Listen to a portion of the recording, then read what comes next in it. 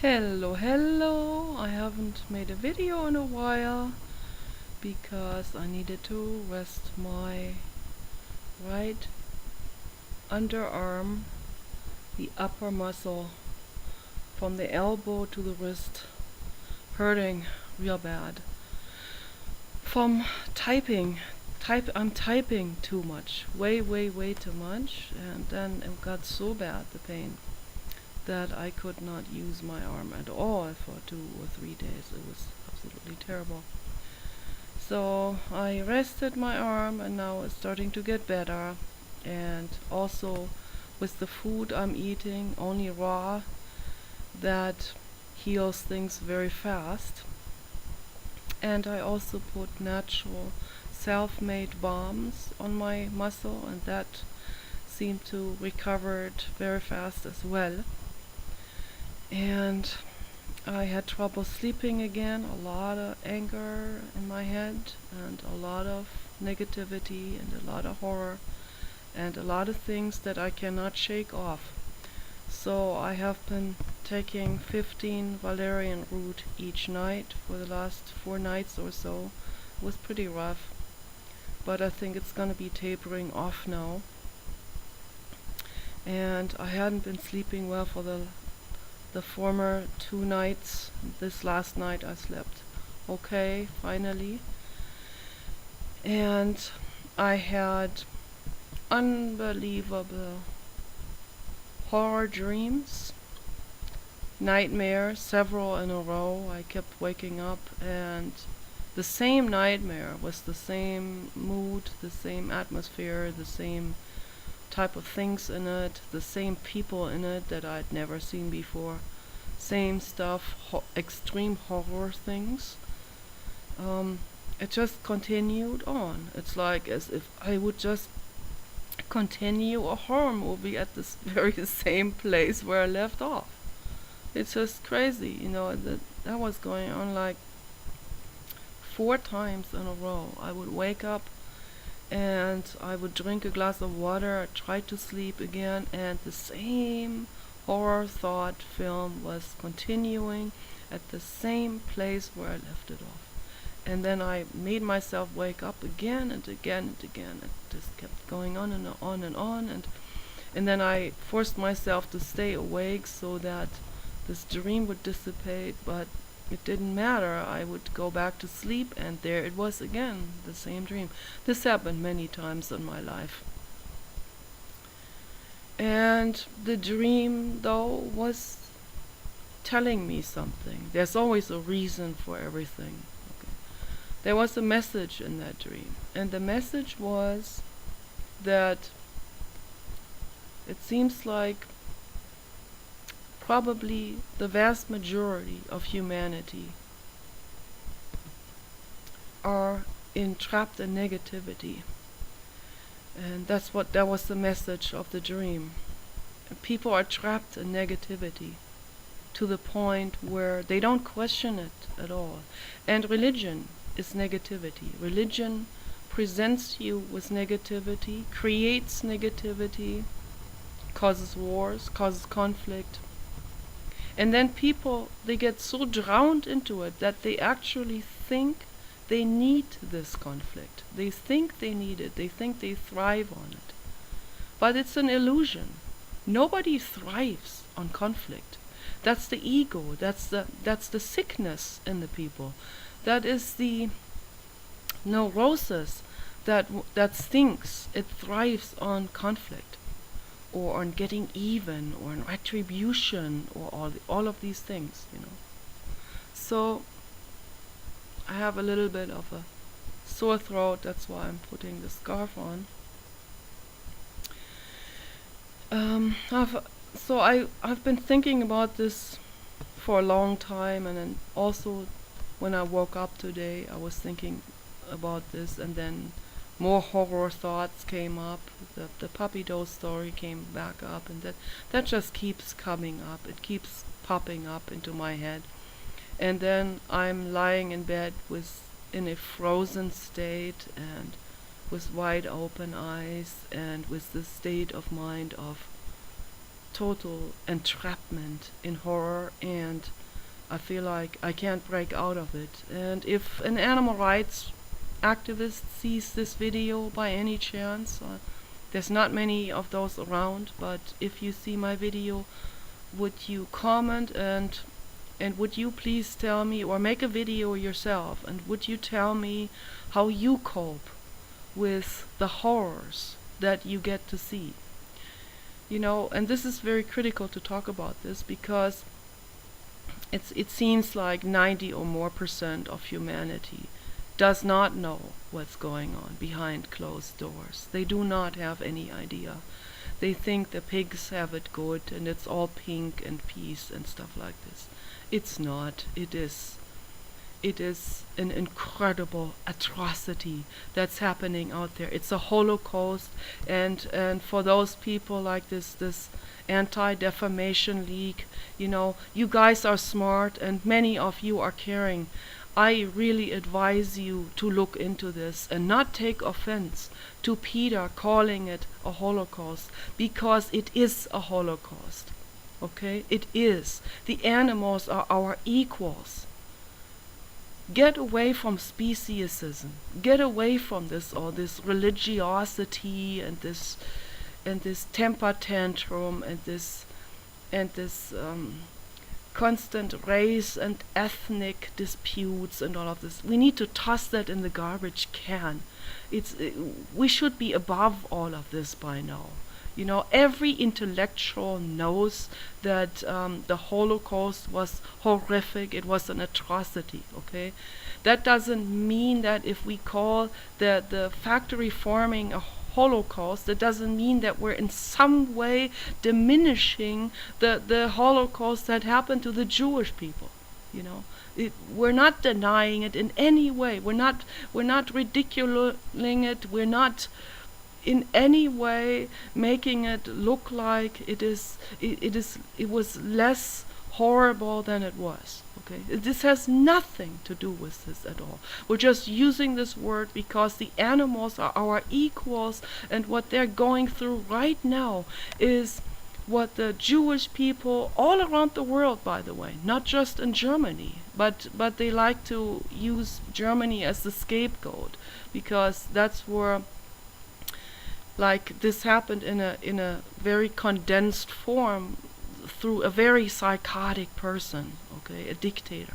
So let's use this as an example and not do this ever again, under any name, under any religion, under any skin color, under any ideation or ideology or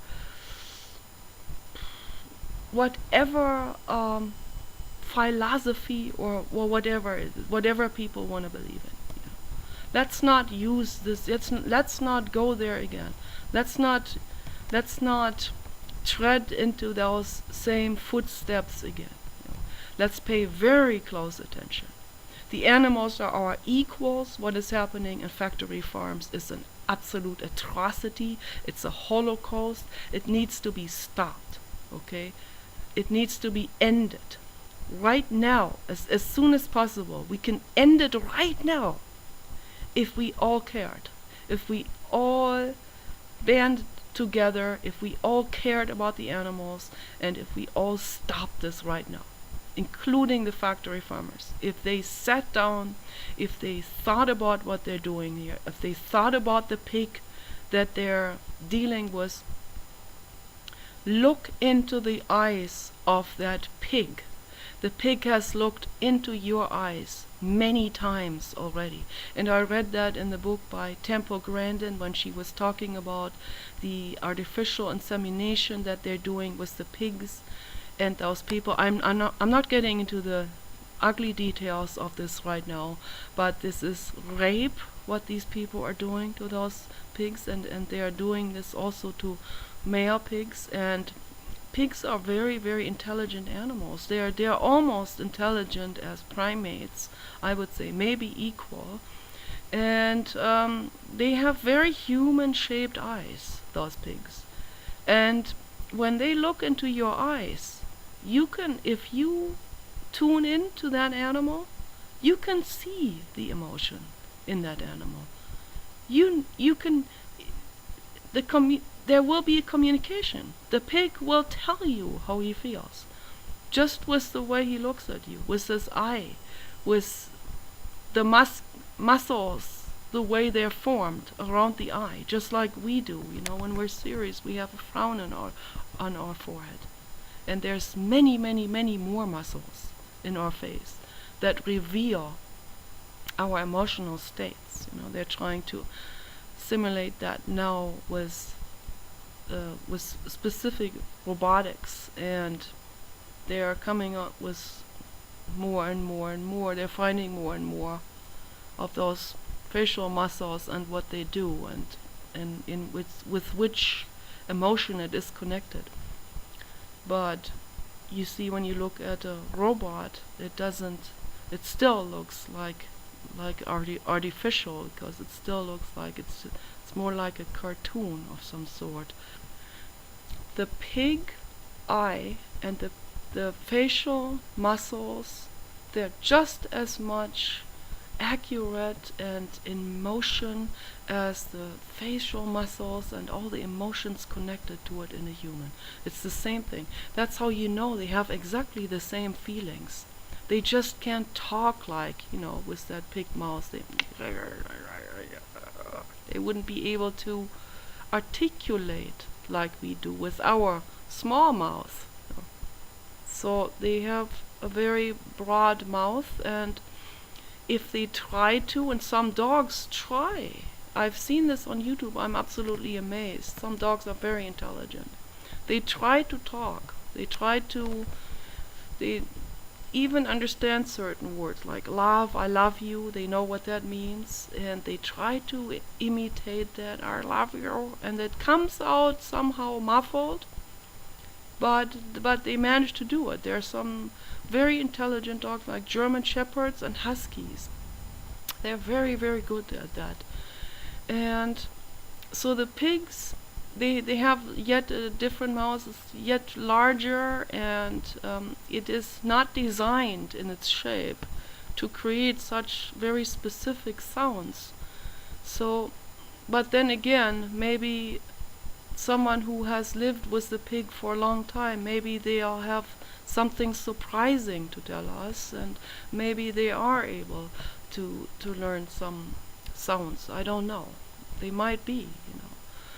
So, but the pigs in those concentration camps, as I call it, they only have negative contact to humans, and so it's always trained, this communication, because of the negative contact, because human interaction with them means pain. It always means it involves something that's painful. It's not a rewarding experience. And because of this, they don't trust them. They're very skittish about them when the veterinarian comes, or if they're putting a needle into them, or they're doing this artificial insemination, rape, or they're whatever they're doing, or they're roughly bringing him to the slaughter facility, and they're chasing him in there, and all of this fear and horror, and the pigs, they can tell 100% which is which, and what's going to happen, and all of this. And the terror and the fear, it's the same as somebody being on death row. It's like, it's just a matter of time. When is it going to happen? Tomorrow, or the next day, or in a week, or in a year. So they live with this. They live with that terrible fear, and all of this is not necessary. We can quit this right away. We can stop it all right now if we listen to our hearts, if we listen to our emotions. So the feeling I woke up with today was, listen to the light.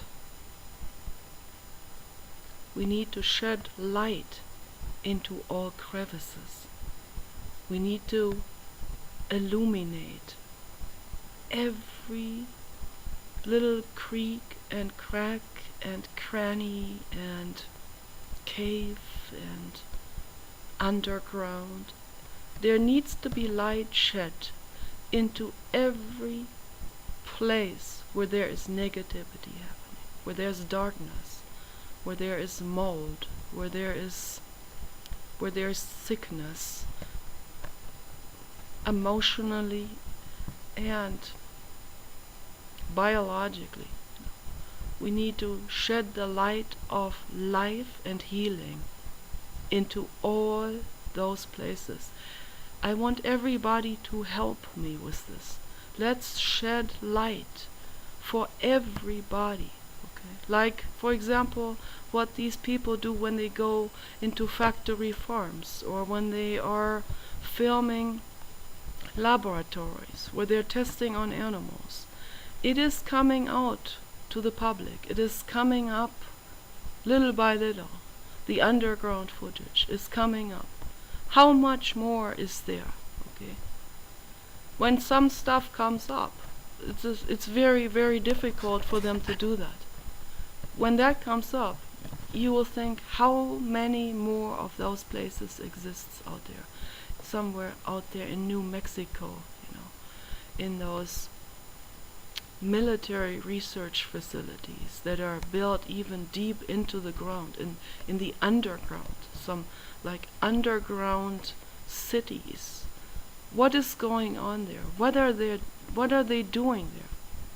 In 2002, when I first had my first computer and I went on the internet, I saw undercover footage of military testing facility where they were testing bioweapons, and they were testing it on dogs, innocent dogs. And the dogs would always wag their tails when these people come in, and when they do terrible things to them. The dogs would always be happy to see them anyway, because dogs have infinite love. The dogs have the Buddha signature in them, and they just love everybody, no matter what they're doing to them. And they would come in and they will test bioweapons on those dogs, basically gas them to death. And then they would go into seizures. And when I saw that, I fell under my table. And it felt like I was experiencing the seizure. I have compassion, and with me, compassion means you suffer with them. I suffer with the animals. I feel every little bit of their pain. And that is why I am doing what I'm doing, because I feel their pain. I know what they're experiencing. I know the terrors that they're going through, and that's why I have to do activism. And I urge every single person to join me with this effort, to bring light into these places, to reform horror, to do what every kind-hearted vegetarian or vegan is doing. Do what that Father John Deere is doing. A fantastic person, a real, kind-hearted, wonderful, loving person who really wants to help, or Ingrid Newkirk, or any of these people. Peter Hammarstedt and Paul Watson, of course. He is the superhuman for all of us. He is the number one superhuman. He's here to help. He's here to teach us, and we need to listen to him. Here's the Buddha, and he has something to say to all of us. And the message is infinite love.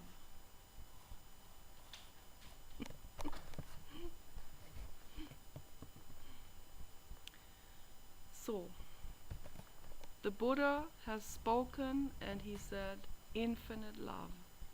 That's our only chance. And infinite love is love for all Earthians, animals and humans, equally much.